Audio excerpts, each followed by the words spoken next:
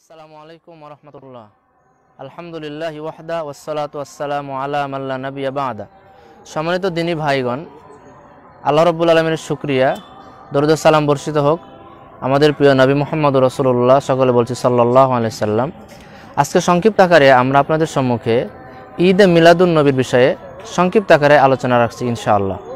আমরা জানি যে রবিউল আউয়াল মাস, আমরা এখন রবিউল আউয়াল মাসে আছি আর কি।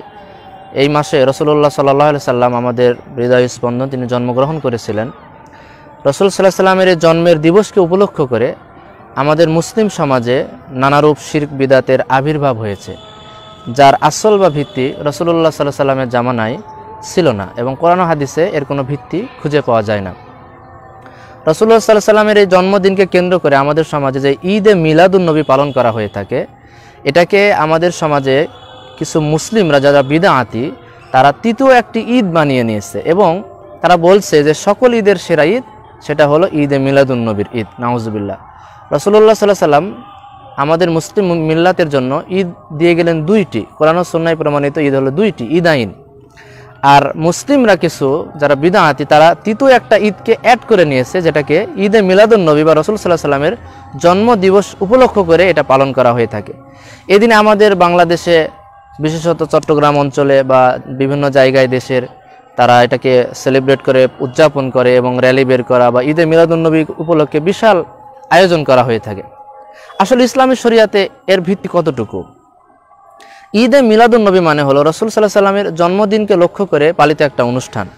আসলে রাসূল সাল্লাল্লাহু আলাইহি সাল্লামের জন্মদিনকে কি পালন করা যায়, বা রাসূল সাল্লাল্লাহু আলাইহি সাল্লামের জন্মদিনকে কি আমরা পালন করতে পারি কিনা মুসলিম হিসাবে?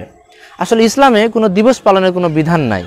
বদরের যুদ্ধ হয়েছে, উহুদের যুদ্ধ হয়েছে, হাজার হাজার সাহাবায়ে কেরাম শহীদ হয়েছেন, তাদের কোনো মৃত দিবস নাই, তাদের কোনো শহীদ দিবস নাই। ঠিক প্রত্যেকটা নবী এবং রাসূল জন্মগ্রহণ করেছেন, মৃত্যুবরণ করেছেন আল্লাহর নিয়মে, কিন্তু তাদের কিন্তু কোনো অনুষ্ঠান বা ইসলাম কিন্তু অনুষ্ঠান সর্বস্ব কোনো দিন বা ধর্ম নয়।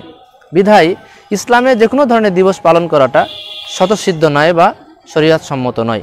সেই হিসাবে রাসূলুল্লাহ সাল্লাল্লাহু আলাইহি সাল্লামের জন্মদিনকে লক্ষ্য করে ঈদে মিলাদুন নবীর এই অনুষ্ঠানটি, এটিও ঠিক নয়।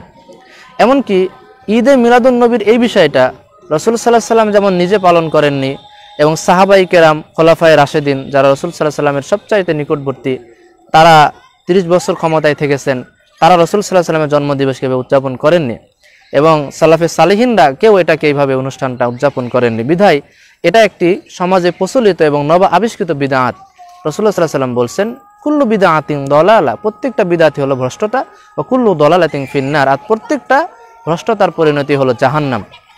বিধায় আমাদের সমাজে প্রচলিত ঈদে মিলাদুন নবী এটাও একটি জঘন্য বিদআত এবং এই বিদআতের পরিণতি হলো জাহান্নাম। সম্মানিত মুসলিম মিল্লাত, আসলে ঈদে মিলাদুন নবী এটা আবিষ্কৃত হয়েছে ইরবাল প্রদেশের গভর্নর আবুল মুজাফফর কুকুরুবি, তার মাধ্যম দিয়ে এই মিলাদুন নবীর অনুষ্ঠানটা এসেছে। এটা কোরআন সুন্নাহ দ্বারা কোনো প্রমাণিত নয় এবং তৎকালীন যুগের যারা গ্রহণযোগ্য আলেম ওলামা ছিলেন, তারা সকলে এটার বিরোধিতা করেছেন এবং একদল স্বার্থ পূজারী কিছু আলেমদের মাধ্যম দিয়ে এই ঈদে মিলাদুন নবীটার আবিষ্কার ঘটেছে। এটা কোরআন সুন্নাহ দ্বারা সমর্থিত কোনো বিষয় নয়। কাজে ঈদে মিলাদুন নবী মুসলিমদের আবেগকে কাজে লাগিয়ে আজকে অনেক মুসলিম রাসূল সাল্লাল্লাহু আলাইহি সাল্লামের জন্মদিবসকে এভাবে উদযাপন করছে।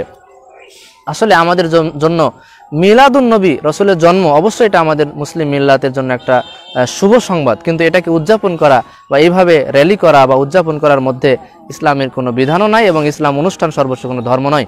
বরং রাসূল সাল্লাল্লাহু আলাইহি সাল্লামের সিরাত, তার যে জীবন আদর্শ, তার যে মহত্তম জীবনী, সেইটার সর্বোত্তম অনুকরণ করার মাধ্যম দিয়ে আমাদের কল্যাণ রয়েছে। কাজে আমরা সিরাতুন নবীকে ধারণ এবং সেটা পালন করার চেষ্টা করব। এর মাধ্যম দিয়ে আমাদের মুক্তি, পরকালীন মুক্তি এবং ইহকালীন শান্তি আমরা লাভ করতে পারবো। আল্লাহ রাব্বুল আলামিন আমাদের সকলকে সিরাতুন নবী পালন করার তৌফিক দান করুন এবং মিলাদুন নবীর এই বিদআতি আমল থেকে আল্লাহ আমাদের সকলকে বাঁচান। আসসালামু আলাইকুম ওয়া রাহমাতুল্লাহি ওয়া বারাকাতুহু।